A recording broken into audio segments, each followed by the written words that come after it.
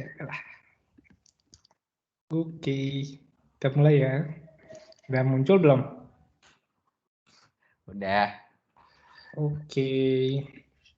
Selamat Udah. siang semuanya teman-teman. Terima kasih nih untuk kesempatannya untuk sharing-sharing hari ini gitu kan. Jadi di sharing session kali ini gue mau coba sharing terkait dengan buku yang lagi gue baca lah gitu. Terkait bukunya itu namanya Inspired How to Create Tech Product that yang disukai sama si end user lah, intinya gitu kan. Ini penulisnya Martin Kagan, mungkin teman-teman juga udah tahu kali ya. Kemarin kan sempat di-share juga ada artikelnya sama Mas Hatta gitu kan. Nah ini gue coba baca bukunya gitu kan. Nah sebenarnya di konteks besarannya di dalam buku ini gitu, gimana caranya kita bisa membuat produk yang disukai sama end user itu ada 5 aspek utama gitu kan. Yang pertama, suatu company itu dia harus punya kultur yang bagus, great culture. Dia juga harus punya orang-orang yang bagus, great people. Terus yang ketiga, dia juga harus punya product manager yang bagus gitu kan, great product manager. Lalu yang keempat, dia itu harus punya, suatu company itu dia harus punya great objectives.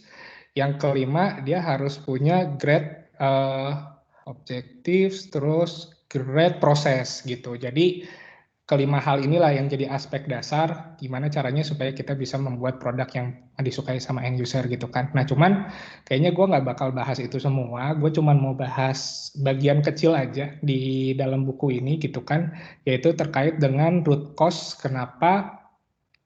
of failed product efforts gitu. Jadi gue mau coba sharing terkait dengan hal ini gitu. Oke. Gue nggak bisa next.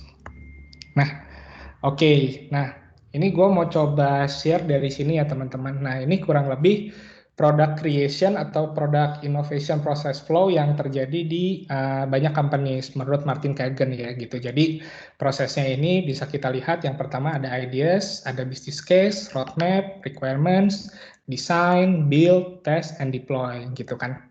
Nah, mungkin ini juga yang kita lakukan gitu ya, teman-teman saat ini gitu kan, di mana di akhir tahun biasanya kan kita berkumpul bersama gitu kan untuk bicara terkait dengan Silver Rocket atau ide-ide apa aja sih yang kira-kira ini tuh bisa kita kerjakan di tahun berikutnya atau misalnya di kuartal berikutnya gitu kan. Biasanya idea creation ini tuh nggak cuma misalnya dari tim produk aja, tapi bisa juga dari, kalau internal itu bisa jadi dari tim komersial atau misalnya dari tim operation, stakeholder yang lain, atau misalnya bisa juga jadi eksternal gitu kan. Eksternal ini dalam artian partner-partner yang mau kerjasama sama kita gitu kan gitu.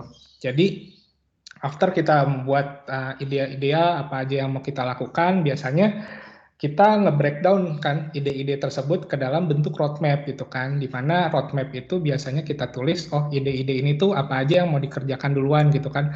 Misalnya di Q1 mau ngerjain ini, misalnya di Q2 ngerjain ini, Q3 ngerjain ini, Q4 ngerjain ini gitu kan. Nah, cuma biasanya dalam penentuan prioritisasi tadi, pengerjaan ide-ide di roadmap, itu biasanya kan kita butuh justifikasi ya teman-teman. Justifikasinya itu misalnya dalam bentuk bisnis value-nya itu seperti apa gitu kan. Nah, inilah yang disebut dengan business case gitu kan. Jadi di mana dari sisi, misal mungkin dari sisi komersial dia kayak bikin semacam justifikasi atau simulasi bisnis ya terkait dengan ide tersebut, di mana ada dua hal yang menjadi poin utama, yaitu dari ide tersebut berapa banyak sih uang yang bisa dihasilkan atau berapa banyak value yang bisa dihasilkan, itu pertama. Yang kedua terkait dengan atas ide ini berapa banyak sih cost yang bisa dikeluarkan atau berapa lama sih waktu yang dibutuhkan untuk membuat ide ini menjadi kenyataan, seperti itu. Makanya dari dua hal ini kan biasanya kita mungkin simpelnya effort and impact lah biasanya ya, kita simpelnya gitu. Nah dari dua dua hal ini kita mulailah membuat si prioritisasinya gitu kan terhadap ide-ide tersebut yang tertuang dalam bentuk roadmap gitu. Nah, setelah kita tahu nih, misalnya dari selama 1 tahun, terus per kuarternya kita mengerjain apa, biasanya dari sisi product manager, itu mulai gerilya ya, teman-teman, prosesnya kan dari product manager, udah tahu nih, oh, gua Q1 tuh mau ngerjain ini udah mulai Q1 nih, mulai gerilya dong si product manager ke semua stakeholder-nya, ke komersial, ke ops, mungkin kalau misalnya kayak Mas Rizal gitu kan, ke stakeholder yang lain, untuk nge-gather requirement-nya nih, kira-kira apa aja yang dibutuhin untuk membuat si ide tersebut gitu kan. Yang tadinya mungkin ide itu masih high levelnya, tapi di requirement ini lebih didetailin gitu kan. Oh, apa aja nih yang harus dikembangin, service-service apa aja misalnya seperti itu. Atau apa poin-poin apa aja yang perlu dikembangin gitu kan. Itu didetailkan dalam bentuk requirements. Lalu setelah proses requirement selesai, dari product manager udah mendokumentasikan semua requirement-nya, barulah dari product manager biasanya ngobrol sama teman-teman UI UX ya, teman-teman product design gitu kan, kayak mendeliver kah, kayak ini kita mau punya ide ini detail requirement-nya minta tolong dong untuk dibikin misalnya prototypes-nya atau wireframe-nya dan lain sebagainya. Nah, baru dari situ nanti dari teman-teman product design itu bakal mengeluarkan bakal membuat si wireframe-nya atau lo-fi-nya atau hi-fi-nya based on requirement yang ditulis sama si product manager seperti itu kan. Lalu udah selesai nih, udah selesai, requirement oke, desain juga udah ada gitu kan, biasanya yang kita buat dalam bentuk Figma, barulah kita masuk ke forum sprint gitu kan, forum kalau Cory bilang ini forum skripsi ya, sidang skripsi ya Cor ya gitu, karena banyak banget challenge-challenge yang dikeluarkan gitu kan. Nah, barulah setelah itu kita masuk ke dalam forum sprint ini kan, forum sprint, barulah kita masuk ke ke dalam flow proses agile-nya itu sendiri gitu kan, di mana nanti di sprint refinement itu biasanya kita bahas terkait requirement-nya ini, detail desainnya seperti ini, lalu nanti dari teman-teman engineer atau teman-teman tech dia bakal melakukan assessment, oh kira-kira untuk mengerjakan si inisiatif ini tuh butuh beberapa sprint seperti itu kan. Nah, sprint inilah yang masuk ke dalam metodologi agile itu kan teman-teman gitu. Lalu setelah itu nanti dari teman-teman dev udah oke terkait dengan effortnya seperti apa, lalu nanti dia buat, lalu setelah dia buat ada proses QA gitu kan. Nah ini biasanya yang dikerjain sama timnya Mbak Le, melakukan testing-testing gitu kan, melakukan validasi terkait dengan acceptance kriterianya, apakah yang dibuat oleh teman-teman dev itu udah sesuai dengan requirement dari teman-teman product manager gitu. Kalau misalnya semuanya udah oke, semuanya udah sesuai dengan requirement, barulah dari tim QA memberikan green light untuk selanjutnya bisa di-deploy ke production seperti itu. Nah, mungkin teman-teman kalau kita lihat gitu ya prosesnya ini kayak kita mungkin nyebutnya ini udah agile gitu ya teman-teman ya. Cuman menurut Martin Kagan sebenarnya ini tuh bukan agile gitu, karena kalau ngelihat dari si prosesnya ini sendiri ini kayak waterfall gitu. Waterfall tapi kayak bentuk yang baru dari waterfall, si Martin Kagan bilangnya gitu. Harusnya kalau misalnya tech company saat ini itu tuh sebenarnya secara flow proses pekerjaannya tuh nggak kayak gini, nggak berurutan seperti ini gitu. Nah, tapi harusnya tuh paralel, itu nanti yang bakal dibahas lebih lanjut terkait dengan high level activity sebenarnya dari product team tuh harusnya seperti apa menurut si Martin Kagan ya. Tapi sebenarnya dari si flow proses yang waterfall ini teman-teman, si Martin Kagan tuh dia kayak dia tuh ngelihat ada 10 problem utama nih dari cara kerja seperti ini gitu. Problem yang pertama menurut Martin Kagan dari cara kerja seperti ini adalah itu idea generation nggak involve semua team members gitu. Nah, maksudnya apa sih teman-teman? Kan kalau misalnya kita lihat si proses ideation itu kan udah ngelibatin stakeholder yang lain kan, ada komersial, ada ops, atau misalnya dari produk itu sendiri dan lain sebagainya gitu kan. Nah, sebenarnya kalau menurut Martin Kagan, si product team ini itu sebenarnya nggak cuma tim produk doang, tapi itu include semuanya, dalam artian engineer juga itu salah satu product team gitu kan. Jadi mungkin si konsepnya itu beda lah. Kalau misalnya kita lihat product team ya udah product, engineer gitu. Tapi kalau Martin Kagan nggak, product team itu adalah udah komplit semuanya. Product manager, product designer, sama engineer. Itu udah komplit, itu dinamain satu product team. Nah, terkadang ide generation ini nggak involve semua team member. Kayak tim engineer kan, tim tech belum tentu pada saat proses ideation ini kita libatin gitu kan, kayak gitu. Padahal ini tuh si tim tech ini itu padahal dia itu sebenarnya bisa memberikan input-input yang bagus ke kita. Jadi pada saat proses ideation bisa jadi dia ngasih tahu, oh sebenarnya ide ini tuh bisa jalan atau enggak, tergantung dari teknologi yang mereka tahu juga gitu kan. Jadi mereka bisa ngasih input based on dari sisi teknologinya seperti itu. Dan juga kalau misalnya dari sisi ideation aja mereka udah nggak diajak gitu, jadi secara empowerment juga itu kurang gitu teman-teman. Jadi mereka tuh kayak nggak dirasa di empowered, nggak dirasa diajak berpikir gitu untuk membuat suatu produk yang ada. Mereka itu cuma dianggap sebagai pekerja atau mercenaries, si Marty Kagan ini bilangnya. Jadi lu tuh kayak cuman ya udah gue punya kerjaan, lu kerjain deh gitu. Jadi secara nanti ownership-nya juga kurang dari si tim produk itu sendiri gitu. Jadi ini yang pertama, problem yang pertama. Lalu yang berikutnya adalah we don't know how much money we'll make or how much it will cost gitu. Jadi ini korelasinya kemana sih? Korelasinya itu ke bagian yang kedua yang business case ya teman-teman. Di mana di business case itu biasanya tim bisnis atau misalnya tim produk atau dan lain sebagainya, kita biasanya melakukan justifikasi untuk si prioritisasi tadi. Kita kayak justifikasi, oh ide ini tuh nanti bisa menghasilkan ini. Oh secara cost juga ini kira-kira butuh cost-nya tuh ini gitu. Padahal sebenarnya pada saat proses business case itu, dari sisi kita semua sebenarnya kita juga nggak tahu kan secara exactly gitu kan, oh bahwa apa yang kita buat itu emang bakal jadi kenyataan gitu kan, apa yang kita tuliskan justifikasi itu bakal tercapai gitu.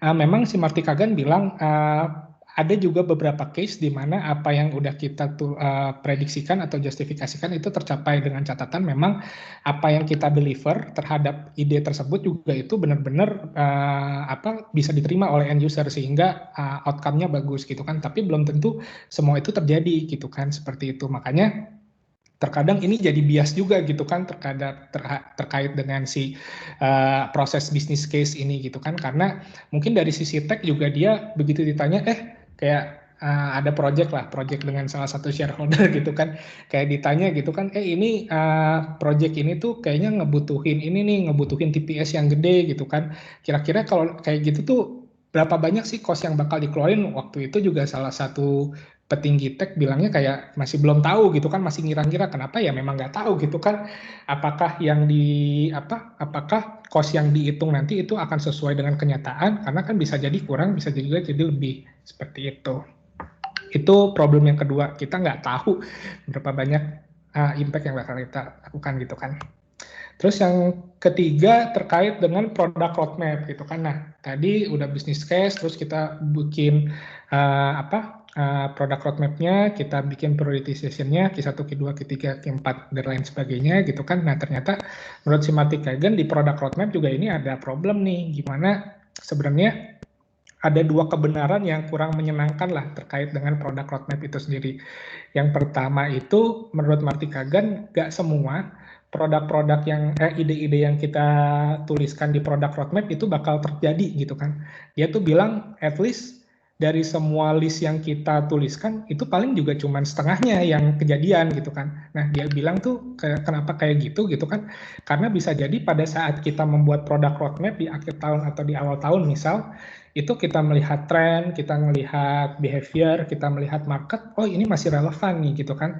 Tapi by the time kita mulai melakukan proses pekerjaan dengan si cara kerja yang tadi, itu ternyata udah ada pergeseran, baik itu dari misalnya tren pelanggan, dari behaviornya pelanggan itu sendiri, maupun dari tren marketnya itu sendiri. Sehingga pada saat kita deliver gitu kan, ternyata oh si user ini karena udah ada pergeseran tersebut, dia yang tadinya kita expect dia bakal pakai produk kita, ternyata dia udah nggak pakai gitu, karena ini udah nggak relevan dengan kebutuhan dia saat ini gitu kan. Jadi gitu teman-teman, jadi itu salah satu kebenaran yang kurang mengenakan gitu, karena kita membuat produk roadmap di depan gitu kan, yang bisa jadi ada potensi pergeseran market ke depannya. Lalu yang kedua juga, misalkan nih kebenaran yang kedua yang kurang enak, misalkan oke, kita punya ide itu disukain sama pelanggan atau sama end user, tapi ternyata ide tersebut tuh butuh banyak iterasi gitu kan, butuh banyak validasi segala macam, sehingga pada saat proses pembuatannya butuh waktu yang lama banget gitu kan. Ini si Martin McKagan dia bilangnya itu sebagai kita tuh kehilangan time to money-nya gitu. Si Martin McKagan bilangnya. Jadi kita tuh kayak kehilangan kesempatan untuk mendapatkan keuntungan yang semaksimal mungkin karena ya pada saat kita membuat si produk ini ternyata ya banyak banget mungkin hal-hal yang perlu divalidasi atau misalnya perlu dikembangkan itu. That's why makanya tadi di awal idea generation itu penting untuk melibatkan semua tim member yang ada termasuk dari teman-teman tech gitu. Lalu berikutnya terkait dengan product management role itu nggak sama dengan product management role. Nah ini relate kemana sih? Ini relate ke si proses berikutnya, requirement gathering gitu kan. Tadi yang udah aku bilang setelah kita put product roadmap dari sisi product manager mulailah gerilya gitu kan. Ngubungin semua stakeholdersnya buat membuat requirement gitu kan. Nah sebenarnya membuat requirement dan mengumpulkan requirement dan ngedokumentasiin itu sebenarnya bukan role-nya product manager gitu. Role-nya product manager tuh beyond dari itu gitu kan. Itu sebenarnya role-nya project manager gitu teman-teman. Jadi harusnya kalau product manager product manager tetap harus cari tahu terkait dengan requirement-nya, nge-gather requirement dokumentasiin, tapi fokusnya harusnya jangan itu, tapi fokusnya lebih ke gimana caranya si product manager itu dia mempunyai deep understanding about their consumer, deep understanding about the market, deep understanding about the trend dan lain sebagainya, deep understanding about the technology sehingga pada saat melakukan proses gathering itu dari sisi product manager juga dia udah punya complete big picture-nya nih harusnya itu seperti apa gitu. Nggak cuman nulis requirement doang gitu ya. Lalu berikutnya problem yang kelima itu led to discover the real value of the design. Ini maksudnya gimana sih? Maksudnya ya tadi pada saat si requirement jadi product manager itu baru ngomong ke tim desain gitu kan. Padahal sebenarnya pada saat proses requirement gathering menurut Marty Kagan itu tim product design harusnya udah mulai ikut tuh di situ gitu. Jadi si tim product design juga begitu si product manager nge-gather requirement, dia juga udah bisa melakukan mini validation di situ gitu kayak misalnya bikin wireframe kecil-kecilan, terus dia validate ke end user, dia cari tahu oh ini sesuai nggak sih dengan requirement-nya segala macam gitu. Jadi nggak perlu nunggu requirement-nya jadi dulu, tapi si product designer ini diikutkan ke dalam forum requirement gathering agar dia juga bisa lebih tahu, lebih cepat tahu objektifnya seperti apa, requirement seperti apa, dan harapannya dia juga bisa lebih cepat untuk melakukan iterasi untuk produk tersebut gitu. Lalu yang keenam, engineering gets broke the idea too late. Nah ini balik lagi ke yang tadi ya. Jadi si engineer ini lebih kayak ke mercenaries gitu. Dia kayak cuman terima kerjaan aja. Oh ini si product manager dia punya requirement ini udah dibikin desainnya sama ini.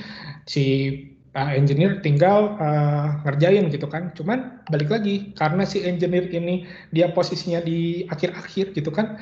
Jadi somehow terkadang apa yang si product manager itu inginkan di requirement-nya gitu, kadang-kadang itu ada gap di teknologinya gitu kan. Kayak misalnya ini kita mungkin pernah juga kayak, oh gue punya requirement kayak gini-gini, gue mau buat ini. Tapi sebenarnya secara teknologi itu belum support. Ataupun sebenarnya di market udah support, tapi di internalnya kita sendiri itu belum bisa gitu kan. Karena apa? Mungkin ya bisa jadi satu dari segi people-nya juga belum tentu orang yang jadi engineer, tim engineer kita dia punya skills untuk mengerjakan hal tersebut gitu kan. Terus dari sisi knowledge dan lain sebagainya seperti itu. Makanya that's why penting banget dari sisi engineer itu juga bisa diajak untuk proses idea creation di awal. Gitu. Lalu berikutnya agile methods is not fully optimized. Nah ini kenapa dia bilang nggak optimal karena sebenarnya agile itu baru terjadi pada saat proses sprint refinement dan sprint planning gitu. Dimana sebenarnya si agile ini itu sendiri ada proses discovery. Dimana discovery itu adalah part of agile. Sedangkan kalau misalnya si proses sprint ini itu masuknya udah tahap akhir dari agile itu sendiri, yaitu di tahap product delivery gitu. Jadi secara agile metodenya ini juga nggak optimal dan akhirnya juga mungkin dari proses iterasi produk dan segala macamnya itu jadi kurang maksimal juga. Lalu project centric, fokus on output not outcome. Nah ini seringkali juga terjadi ya karena mungkin cara kerjanya seperti tadi gitu kan. Jadi dari sisi product manager juga karena udah bikin roadmap segala macam, udah dikomunikasikan ke stakeholder bahwa oh ya ini bakal rilis di ini. Akhirnya dari sisi si product manager juga fokusnya gimana caranya gue bikin produk yang oke sehingga outcome-nya bagus, tapi lebih ke aduh gue udah punya komitmen nih sama tim komersial, oh gue udah punya komitmen nih sama tim ops, gue bakal nge-deliver si produk ini tuh di Q1 di bulan ini di bulan itu gitu. Jadi fokusnya tuh ya udah gue ngejar outputnya aja dulu, yang penting dari sisi stakeholder yang lainnya juga happy gitu misalnya gitu kan, udah ke deliver gitu kan, tapi tapi mengabaikan terkait dengan si outcome-nya itu sendiri nanti akan seperti apa gitu. Lalu yang berikutnya, customer validation happens way too late. Ini bisa terjadi apabila kalau misalnya dari sisi tim produknya itu sendiri, dia baru melakukan validasi begitu si produknya itu di-deliver, tapi bukan sebelum si produknya itu diproses, misalnya lagi proses desain atau lain sebagainya gitu. Jadi kadang-kadang yang terjadi, oh baru ngevalidate-nya tuh pas si produknya di-deliver, dan ini kurang baik. Kenapa? Karena kita jadi sebenarnya nggak tahu nih apakah apa yang kita deliver itu udah menyelesaikan masalahnya si user atau tidak gitu. Lalu yang terakhir ya opportunity cost ya teman-teman. Jadi dengan proses yang panjang tadi yang udah disampaikan, ini memerlukan waktu yang lama juga untuk mengerjakannya gitu kan, sehingga banyak banget mungkin potensi-potensi atau opportunity yang harusnya kita bisa dapatkan menjadi tidak kita dapatkan. Misalnya contoh kayak mungkin ada beberapa proyek kita juga yang seperti itu gitu kan. Jadi di awal kita tahu bahwa oh ini bakal bagus nih proyeknya, oh ini bakal bagus nih produknya gitu kan kalau misalnya kita ngembangin ini. Tapi karena dari sisi proses pembuatannya mungkin yang lama, iterasinya yang lama dan lain sebagainya, akhirnya pada saat si produk itu di deliver ya udah gitu kan, udah lewat masanya gitu. Akhirnya ya dari segi produk juga kurang optimal lah outcome yang dihasilkan seperti itu. Nah, berkaca dari tadi, dari cara kerja yang tadi, sebenarnya dari Marty Kagan dia ada semacam high level framework di mana sebenarnya most tech companies itu melakukan hal ini, tidak melakukan yang tadi prosesnya kayak waterfall, walaupun mungkin nyebutnya ini agile, tapi sebenarnya core-nya itu sendiri adalah waterfall. Tapi harusnya si tim product management ini dia melakukan aktivitas pengembangan produknya itu seperti ini. Nah, jadi dua hal yang perlu dilakukan, yaitu discovery dan delivery gitu. Jadi mungkin kalau ngelihat dari bagan yang tadi, itu kan kelihatannya turun terus ya, kayak vertikal turun ke bawah terus kan. Nah, sedangkan kalau most tech company yang besar, menurut Martin Kagan, dia melakukan cara kerjanya itu nggak seperti itu. Tapi cara kerjanya itu linear, ada yang horizontal, ada yang vertikal. Di mana yang vertikal itu lebih ke kita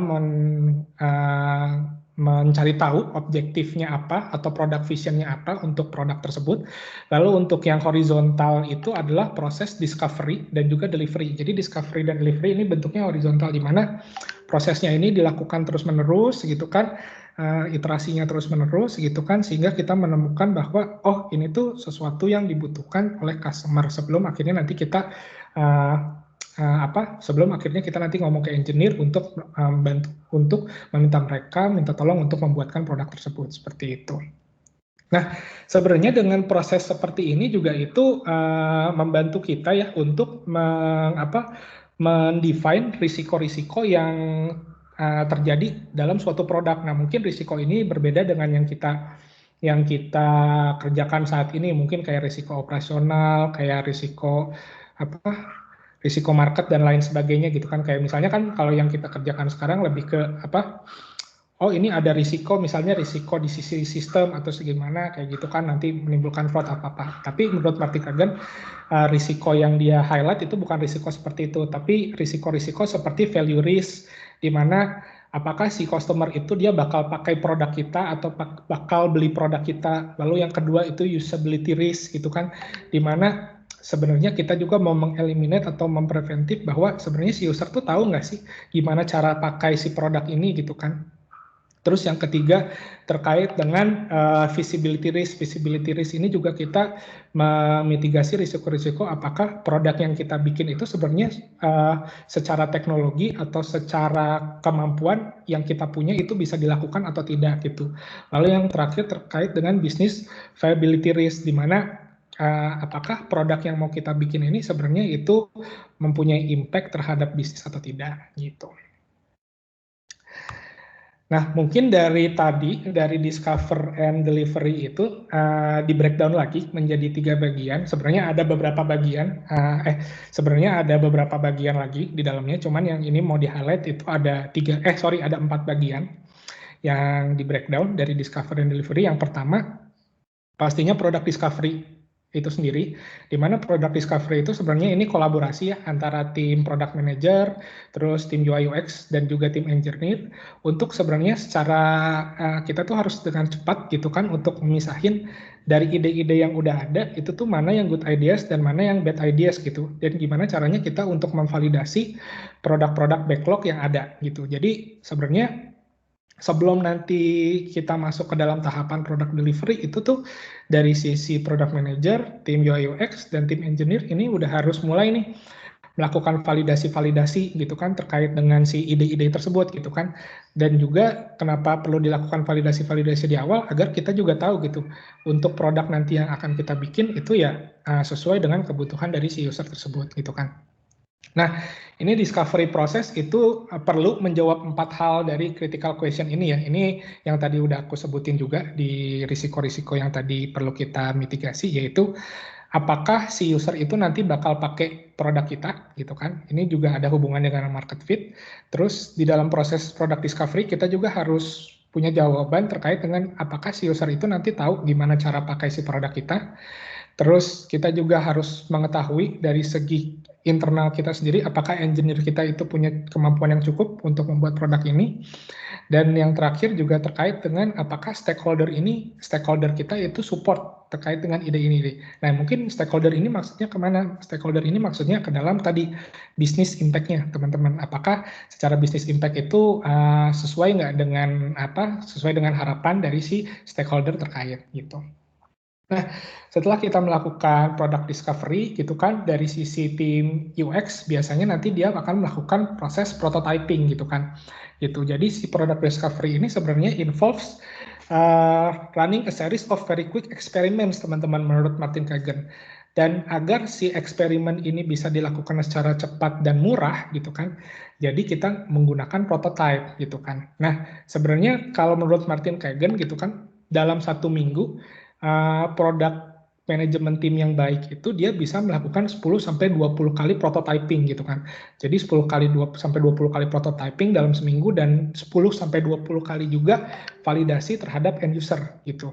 Kenapa ini dilakukan seperti ini? Karena agar dari sisi product management team juga dia bisa lebih cepat gitu kan mengetahui apakah ide ini sesuai dengan kebutuhan end user apa tidak gitu. Nah, lalu setelah kita udah memvalidasi, kita udah discover, kita udah validasi lewat prototyping segala macam, barulah kita lanjut ke proses delivery, teman-teman. Di mana di delivery ini proses dari teman-teman engineer untuk membuat requirement yang udah kita temukan, yang udah kita gather di product discovery dan product prototyping gitu kan. Nah, di mana nanti di proses delivery juga nanti dari teman-teman engineer dia bakal juga memikirkan baik dari segi scalability, performance, scalability, tolerance, security, dan privacy, semuanya itu. Nah, ini supaya si produk tersebut pada saat nanti di-deliver itu bekerja dengan baik dan memiliki reliability system yang baik juga, sehingga dari sisi end user dia bisa menggunakannya dengan happy, gitu kan. Nah, dari ketiga pilar ini, product discovery, prototypes, dan product delivery, ini dasarnya apa sih? Dasarnya itu adalah dari si product vision itu sendiri. Jadi sebenarnya dalam proses kita melakukan discovery, pada saat kita proses prototyping atau misalnya kita proses delivery, itu kita harus berkaca lagi atau kita harus bercermin lagi terhadap si visi dari produk itu sendiri. Jangan sampai apa yang kita discover, apa yang kita validasi, apa yang kita buat itu nggak sesuai dengan visi dari produk itu, sehingga nanti outcome yang akan dihasilkan tidak sesuai dengan harapan gitu. Nah, berkaca dari si proses ini ya, discover and delivery, jadi ada hal yang menarik juga nih terkait dengan terms-nya MVP gitu. Atau mungkin yang kita sebut, yang biasa kita sebut si MVP itu minimum viable product gitu ya. Nah, dari terms yang tadi, discovery and delivery tadi, sebenarnya MVP ini bisa di breakdown jadi dua menurut Martin Kagan. Yang pertama, minimum viable prototype. Minimum viable prototype ini adalah MVP dalam proses discovery. Jadi, kita bisa bilang ini MVP juga gitu. Tapi MVP tujuannya apa? Tujuannya itu untuk ngediscover, untuk mencari tahu kebutuhan dari si pelanggan seperti itu. Nah, itu disebutnya MVP, minimum viable prototype. Yang kedua, minimum viable product itu sendiri, di mana minimum viable product itu lebih ke produk yang kita rilis, yang udah bisa dinikmati oleh end user kebanyakannya. Seperti itu. Nah, mungkin ini sih teman-teman yang mau aku sharing di siang hari ini. Terima kasih buat waktunya. Mungkin ada pertanyaan atau komen. Ya, boleh. Ada yang mau nanya? Men, silakan.